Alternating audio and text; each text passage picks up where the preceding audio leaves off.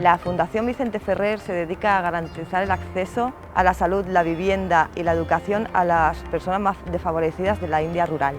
Sobre todo trabajamos en Anantapur, en el estado de Andhra Pradesh, al sur de la India, que es uno de los lugares más desfavorecidos y pobres del planeta.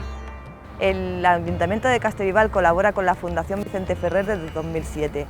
El pasado año 2019 colaboró en la construcción de 20 viviendas, que yo misma pude ir y ver con mis propios ojos, y con la mejora de 12 escuelas, construyendo 12 plantas potabilizadoras.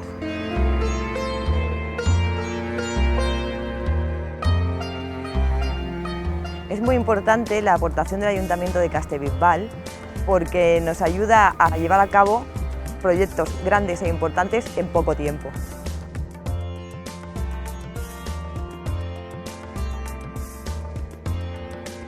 Esta información la podemos encontrar o bien como representantes como yo, o personas que ya tengan apadrinado más niños que saben muy bien cómo funciona, o a través de la web de la Fundación Vicente Ferrer.